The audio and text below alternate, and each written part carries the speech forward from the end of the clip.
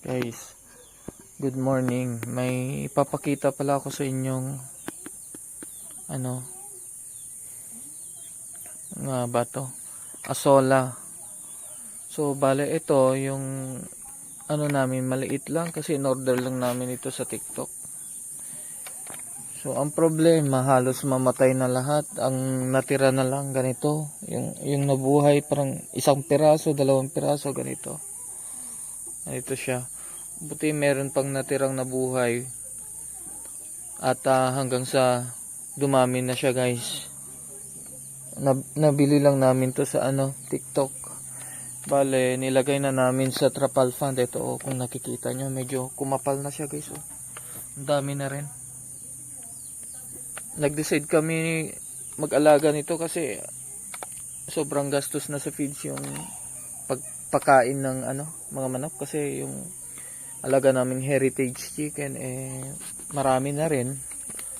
So papakita ko lang, guys, kasi first time ko mag-alaga ng asola. So bumili ako, nag-order ako ng trapal pan at gumawa ako ng frame. Tapos ganito, nilagay ko dito. Ayan. Ayan, guys, marami na siya, halos mapupuno na yung isang trapal. So meron din dito yung pangalawa. Ito na.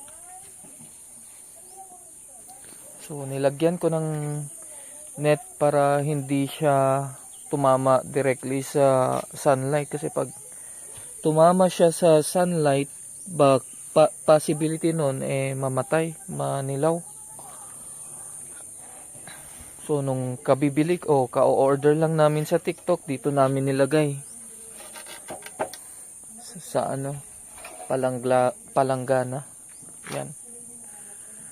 So marami na rin, guys. Dati 2-3 piraso lang nabuhay. Akala namin hindi na mabubuhay, mamamatay na lang. Hanggang sa may nabuhay na 1-2 ganun.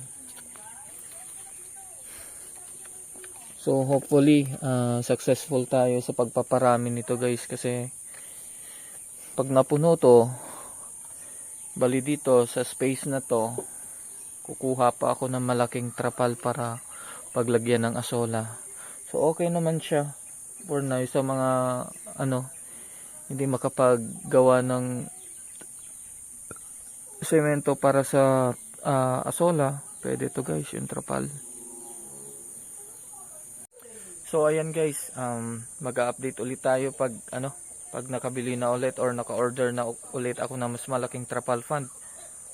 So pag mas malaki daw kasi mas maganda, mas mabilis mag-harvest. So bali kapag dumami na to, 25% siguro ihahalo ko ito sa asola. So guys,